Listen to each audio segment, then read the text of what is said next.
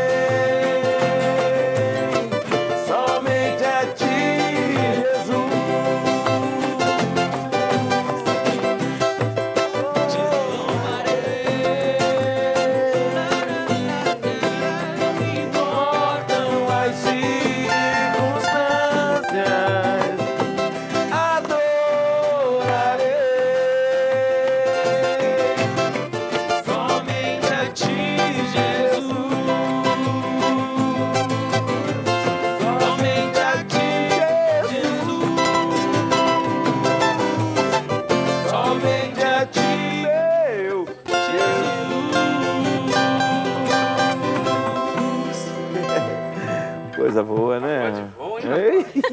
Da hora, né? Te adorarei, né? Somente a ti, Jesus. É só quem merece, né? Eu aprendi a cantar essa música na igreja do Paulo Sérgio, jogador da seleção brasileira, que é um pastor. Paulo Sérgio é pastor hoje, né? É.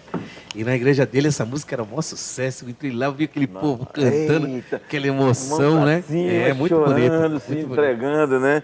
E aí o seguinte, é tudo tratado de babaca. Você vê essa juventude na igreja, isso é tudo otário. Quer dizer, tem uma meia dúzia de pessoas que falam que é tudo otário, são fundamentalistas, que na verdade o sabido mesmo, o inteligente, é o que fuma crack, é o que vai para rave, enche a cara na balada, sai de noite atropelando os outros em alta velocidade, sabe, que se droga. Esse é que é o sabido. Agora quem está na igreja adorando a Jesus é tudo otário, é tudo um monte de otário. Agora tu imagina que se a juventude desse país toda fosse só otário, só jovem otário. Nós não tinha cadeia, não tinha ninguém preso, não tinha ninguém assassinando, não tinha ocorrência policial, né? Tava tudo na boa, né?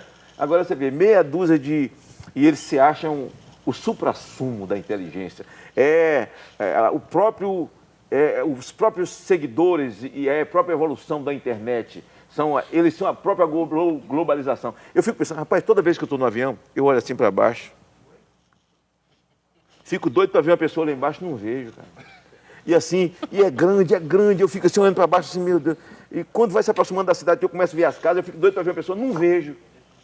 Eu falo, meu Deus, se o homem soubesse o tamanhozinho que ele tem, eu só estou vendo um pedaço aqui, mas imagine o tamanho de quem fez esse negócio. E o cara acha que ainda pode afrontar Deus, tu imagina? O cara ainda pode afrontar, mas por isso que esse pagode é muito bom. E eu gravei esse pagode, né? Ficou arrumadíssimo, né? Ficou arrumadíssimo. Netinho, mas me diga, meu irmão, tu que tem uma história muito bonita, e você viu a nossa introdução, que eu falei de problema de discriminação, falta de oportunidade, e você é de uma origem muito simples, né? Eu queria que você falasse um pouco pra gente. Opa! Né? Bom, eu nasci nos anos 70, fui morar em Carapicuíba. Carapicuíba é uma cidade a 34 quilômetros, mais ou menos, quase 40 quilômetros do centro de São Paulo. Uma área, era só mato, uma terra indígena, tinha muitos índios ainda. Até nos anos 70 ainda tinha uma aldeia muito grande de índio. E o governo criou lá os conjuntos habitacionais. Então eu vi os prédios subindo. Eu cheguei lá com 2 anos de idade, minha mãe dona de casa e meu pai gráfico. E com 6, 7 anos, à medida que eles iam construindo outros prédios, eu já vendia ali para os pedreiros, para o pessoal, coxinha, empadinha. Coxinha, Minha avó vinha lá do Embu, Terra das Artes, e eu ajudava ali para ajudar no dinheiro em casa, né? Eu com 11, 12 anos, quando fiz 11 anos de idade, a minha mãe faleceu. E só para ressaltar, você vender coxinha e trabalhar, isso não te adoeceu, não te aleijou? Não. Muito pelo contrário, né? Mas eu diria para você o seguinte, mano. É muito duro para quem é da periferia disputar o mercado com aquele menino que vai estar na escola com 11 anos e que ele vai ficar o período integral na escola. Aquele que entra 8 da manhã e que sai 5 horas da tarde, daquela escola que tem piscina, que tem tudo, né? A gente não tinha. Então, ficava 4 horas na escola e as outras 4 horas estava ali ajudando, vendendo para fazer as coisas como a maioria dos jovens pobres são. Agora, eu luto, e falo um recorte com isso que você falou, pelo seguinte, assim como você, que tem uma história muito parecida com a minha, é por isso que a gente se gosta já de Com certeza. tantos anos, né? Muito. A gente é amigo de muitos anos, assim. Eu batalho, de fato, para que esse menino, ao invés de ter que trabalhar, possa ter uma educação em período integral. Porque as nossas escolas não suportam ficar 8 horas com as crianças. Mas se esse menino pudesse ficar 4 horas na escola, moleque de 11, 12, 13, né? Daí para cima, e pudesse ter um complemento nas academias, ou cursos nas igrejas, se a escola pudesse fazer um convênio para que ele tivesse educação em período integral, ele ia bater de frente com aquele menino que está na escola dos riquinhos e que ficam 8 horas. Porque é isso que eu fiz com os meus filhos quando eu passei a ter condição financeira. Quando eu comecei a ganhar uma grana, e que eu senti que eu era uma outra classe social, foi quando eu consegui colocar meus filhos numa escola de período integral de educação. E os neguinhos tudo metido, tudo poliglota, entendeu? Viajaram muito, moraram fora, estudaram, tem uma qualidade de vida diferente. Você percebe conversando no trato como é diferente. Então, eu acho que a nossa luta deve ser essa. E para aquele que às vezes não tem aptidão de escola, Mas deixa eu proibir de trabalhar, eu não sou a favor. Eu acho que é um erro também. Mas porque não é trabalhar aptidão com de escola, 14. Tinha. Não, é porque tem moleque que assim. O moleque não quer ficar 8 horas Não fazendo quer. uma coisa, Mas quer não é trabalhar, interrompendo você. quer O comprar problema é o tênis. seguinte, a realidade do Brasil não é essa. O problema é que nós não temos essas escolas aqui. A única coisa que nós temos aqui é a Universidade Federal. E que depois a Universidade Federal foi feita para meu filho, para o seu filho, para o filho de um pobre. E quem entra é o filho do rico, porque ele faz cursinho, consegue entrar lá e fica um curso sem pagar. Era a única coisa. Mas isso é coisa de quem? De governo, de poder público. Aí o cara vem dizer para mim que não tem dinheiro para fazer isso, se eles pegam o dinheiro do Brasil e constroem um porto em Cuba, com o dinheiro desses negrinhos que nós estamos falando, do pessoal do gueto, se eles pegam o nosso dinheiro e...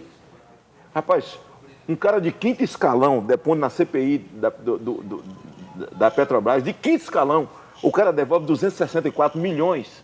Um cara de quinto escalão. Onde é que está nosso dinheiro? Mas nós não temos essas escolas de tempo integral. Se nós não temos, o sonho é ter o que você está falando. Um dia chegar lá. Mas se nós não chegamos e ela não existe, por que você tem que penalizar, por exemplo, um comerciante que deu um serviço de meio expediente para um menino que estuda? Porque quando eu digo isso, ele tem que acompanhar a escolaridade do menino. O menino tem que estudar. Hoje isso... Mas os seus negrinhos hoje são poligotas por causa de quê? Não, Porque você Deu trabalhou, condição, ganhou cara. dignidade quando era menino, mesmo tendo um trabalho a nível do que você era naquele momento, a nível que você era. Então, seu pai e sua mãe cuidaram de te dar uma oportunidade de trabalho. É tanto que você não virou marginal. Até porque a maneira como eles trabalham, é que quem nasce pobre, a pobreza é símbolo de marginalidade. E não é. Tudo falta nós de somos oportunidade. Oportunidade. Falta de Entendeu? Não? oportunidade. Eu diria para você o seguinte, tranquilamente, que para mim, eu acho que talvez para você também, a música para mim foi um elemento transformador. Porque eu ficava 4 horas Pra nós, né, na mano? escola Nós. e quando eu fiz 13, 14 anos, eu ficava numa ONG que pegava a molecada que era da rua, em vez de ficar na rua, ensinava ali a tocar, sabe? E ali eu aprendi a gostar, juntava meus amigos e começamos a fazer um sambinha ali, timidamente, até de perceber, pô, esse negrão canta bonito, olha, ele dança, olha, ele tem jeito de ser artista. E eu ficava só feliz, só de elogio, para mim já estava maravilhoso, né? Mas foi uma oportunidade, porque você falou uma coisa que é muito importante. Todo jovem, todo adolescente, ele quer pertencer a algum grupo, seja qual for, entendeu? Se é o da dança, se é o da música, se é o que rouba, se é o... ele tem que pertencer. Então, são as oportunidades que lhe são dadas que vai fazer a diferença na vida dele. Exatamente. Agora, se a oportunidade que o cara, ele não tem nenhuma, aí ele chega e começa a receber uma valorização. E receber não. Porque um menino simples, filho de um diarista, de um funcionário público, vamos falar uma criança pobre mesmo. Não estamos falando de miserável, porque nós não fomos criados para a miséria. Mas Jesus disse, os pobres sempre tereis convosco. E ser pobre não é sinônimo, não é demérito para ninguém. Porque o pobre, ele tem o que comer, ele tem a caminha dele para dormir, certo? Está limpinha lá o lençol, é só um. Mas a minha mãe era pobre, ganhava meio salário mínimo por mês. Foi assim que eu cresci. Foi assim que eu vi, escovando o chão todo sábado, assim, aquele cimento vermelho, lembra? Passava o escovão com a bucha de bombril embaixo, para ficar bem brilhando. E domingo tinha um frango assado e uma Fanta, uma Guaraná. Ô, irmão, entendeu não? Peraí, Fanta nada, mano. Vamos relembrar direito, é tubaína, meu Não, tubaína. Eu quis ficar bacana. Fonte foi depois. Rapaz, tubaína, sem querer desmerecer, mas era um troço assim pesado, parecia um óleo, né? A tubaína. Mas era bom, não era bom? A tubaína. Então a realidade nossa. Então, não é sinônimo que você tem uma oportunidade, é o que você está falando. Então, a oportunidade é dada a ele no tráfico. O menino que é vaidoso, bota um boné para trás, bota um R15 no peito, entendeu não? E ele tem toda sexta-feira 200 conto, 500 conto, irmão. Como é que você luta Entendeu? contra isso? E aí ele comete um crime absurdo para poder o patrão ver que ele tem sangue no olho, e aí ele vira o gerente, ele manda do bairro, manda fechar, manda abrir, acabou, entendeu? Não? Ele não está mais nem preocupado com nada. É o dinheiro que ele ganha. Então você tira a oportunidade de um menino, por exemplo, você pega um comerciante, você vai dar meio salário mínimo para esse menino vai estudar 5 horas, vai passar 3 horas do período do dia aqui, vocês vão olhar a vida escolar dele, ele vai trabalhar, ganha meio salário mínimo, o menino vai botar o dinheiro no bolso com 15 anos, vai entrar no shopping, vai arrumar uma namoradinha e vai lanchar com o dinheiro do suor dele. Mas eles não têm mais essa oportunidade. Porque se o cara abre essa porta para ele, o cara é criminoso. Prejudicado. O cara não recebe, ele não pode mais nem arrumar empréstimo em lugar nenhum, se ele tiver uma empresa. Então, olha que modelo que esse pessoal criou. Agora, está aí o Brasil. As agências todos do mundo desclassificando o país, uma economia falida, o país jogado nos esgoto, para mostrar que o modelo dessa gente é falido. É falido. Quer dizer, porque, na verdade, o modelo do comunismo é o seguinte: o primeiro passo para você montar a filosofia comunista é assim: você pega os pobres pelo estômago, ponto. Quando você tiver 50% mais um, você nunca mais perde a eleição. Eles são seu pelo estômago. No momento seguinte, você desmoraliza valores de família, porque aí o Estado passa a ser Deus. Mas graças a Deus que o Brasil é um país diferente. O Brasil não é Colômbia, o Brasil não é Bolívia. E aqui o tumor estourou cedo e o pus veio a furo. O tumor veio a furo e o pus está jorrando, é o que nós estamos vendo, certo? E nós esperamos que a riqueza desse país, eu costumo dizer que esse país tem tudo que devia ter e não tem nada do que não deveria ter. Esse país não tem maremoto, terremoto, Bin Laden nunca jogou um avião aqui, o Estado Islâmico nunca matou ninguém aqui dentro, esse país aqui não tem tsunami, mas esse país tem ouro, petróleo, minério, água, peixe, carne. É um país abençoado. E que essa riqueza seja convertida para o nosso povo. Então, eu não sei se eu vou ver, né, o legado que eu quero deixar é esse, como é o legado que você quer deixar. O sonho de ver esses meninos ter o que nós não tivemos, ter a oportunidade, a inclusão social, porque inclusão social é oportunidade, inclusão social não é cesta básica. Por isso que essa história, todo programa social, ele é muito bom, não sei se você concorda comigo, você que é vereador, tem mandato e é um legislador de São Paulo. Nós discutimos sempre, minha filha, eu tenho 35 anos e tinha drogado da rua. Mas toda inclusão social, como é que ela é boa? Todo projeto social, ele é bom quando ele só é uma passagem. O indivíduo entra e sai e diz assim: eu passei por ali, hoje eu vivo essa condição com a minha família, porque tive aquela oportunidade. Agora, o Bolsa Família, não, nós já temos 55 milhões de brasileiros no Bolsa Família, 55 milhões no cabresto para o processo eleitoral. O bom do Bolsa Família era dizer assim: já passou 55 milhões por aqui, 30 milhões estão fora hoje, com a sua própria casa, com o seu carro, trabalhando, receberam o benefício aqui e passaram por aqui. Então esse modelo foi um modelo para dizer: esse país é nosso, nós aqui criamos ele. Mano, entendeu não? Você é sempre muito forte nas suas opiniões, muito contundente, né? Você tem muita base no que você fala. E eu acho que é por isso que a gente pode sempre manter nossa amizade. Porque eu não concordo com tudo que você fala, mas eu entendo tudo que você fala e às vezes quando eu falo você também... Claro que eu Neto, eu não entendo. concordo com você, mas, Não, mas isso é é por isso que a importante. gente mantém a nossa amizade. Eu entendo o seguinte: a análise que eu faço do país é que eu tenho uma primeira geração da minha família, uma primeira geração que conseguiu entrar na universidade por causa do regime de cotas. E quando implantaram o regime de cotas, eu era contra, até eu entender, porque eu queria entender. Putz, a gente vai ficar discriminado, só a gente vai entrar, aí tem branco pobre também, como é que a gente faz? Aí eu fui entender que tinha a cota social e a questão da cota racial, E por que da cota racial? Hoje, nós temos 8% da população negra brasileira que tem curso superior. 8%. Isso aconteceu nesses últimos anos em que se implementou políticas boas. Eu não acho que todas as políticas deram certo, e a gente está vendo o resultado agora, é um pouco disso que você está falando. Mas eu tenho que julgar um pouco da intenção. Eu acho que o Bolsa Família é o que você falou, é aquele primeiro aporte, aquela primeira força. E foi bom no primeiro momento. E aí as pessoas começam a trabalhar. Começou a trabalhar, começou a vida tal. Amigo, já saiu do Bolsa Família e já vai para outro. Acontece que brasileiro dá um jeitinho para tudo. E o cara começou a usar isso como questão eleitoral. Mas ela não foi criada para isso. Eu não acho que o nosso Brasil está no abismo. Entende? Eu acho que é o seguinte, estamos passando por um momento muito ruim. Acho que politicamente, representação política, a gente percebeu que nós não éramos tão bem representados. Tem muitos problemas. Mas acredito no que você falou. Que é um país de gente tão boa, de um povo tão bom, de tanta vontade, que a gente consegue dar a volta por cima. Deus botou tudo de bom aqui. Que tem tudo para poder dar a volta por cima. E você é um cara que leva muita esperança para as pessoas.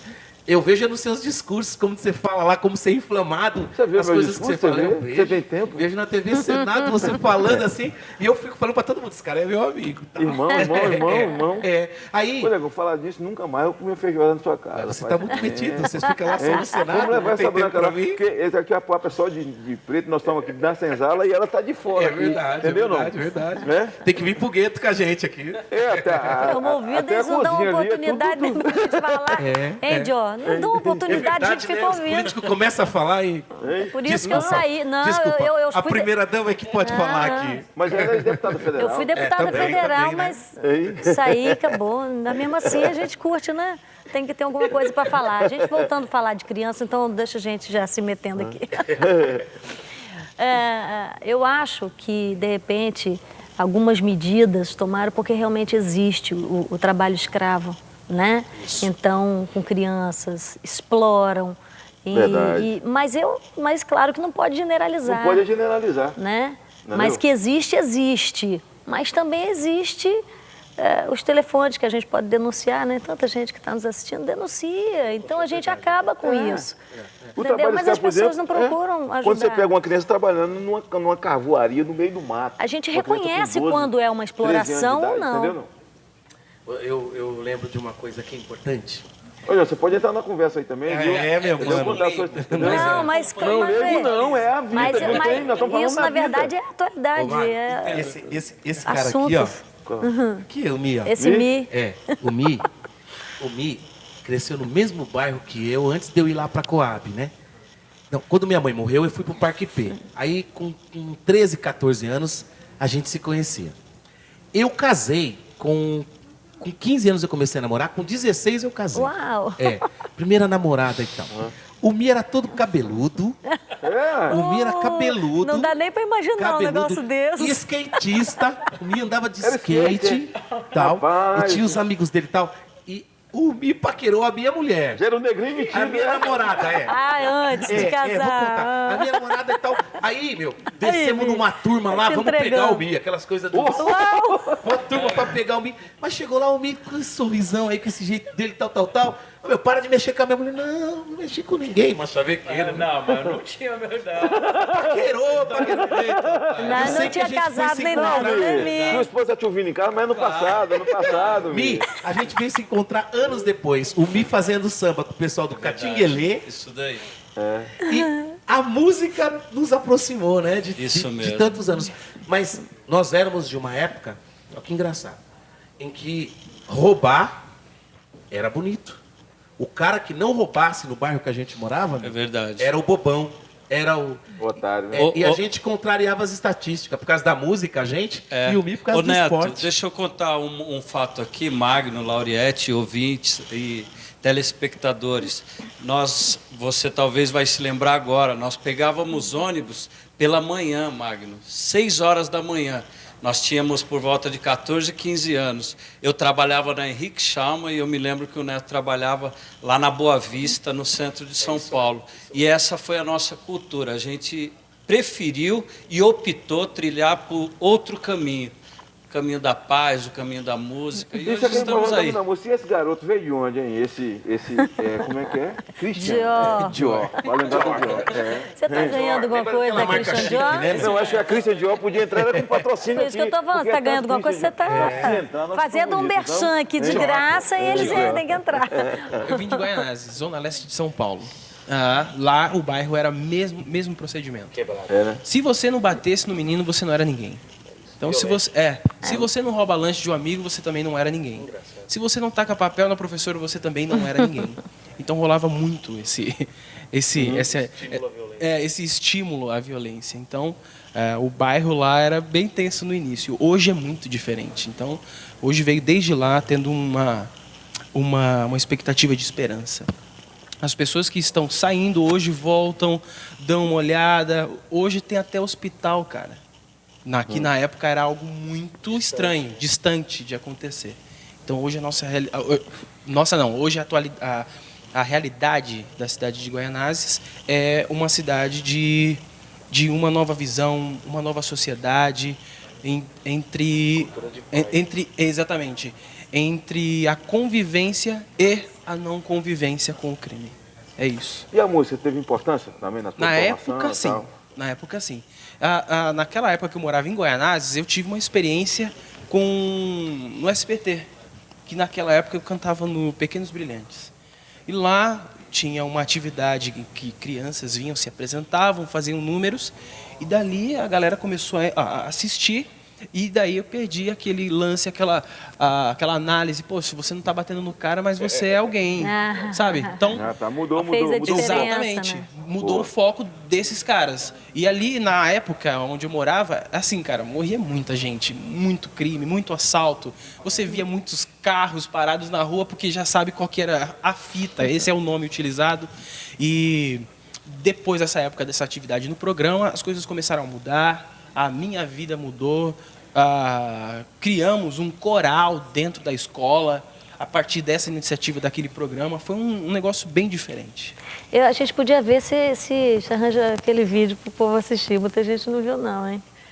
Do John. Pode ver o vídeo do John depois? Mas vamos para os nossos comerciais, né? A gente procura aí. Produção, a gente procura aí, vamos ver se a gente acha, tá? E a gente volta logo, logo. Esse é o Visão da Vida, fique aí, hein? Tem muito mais para você.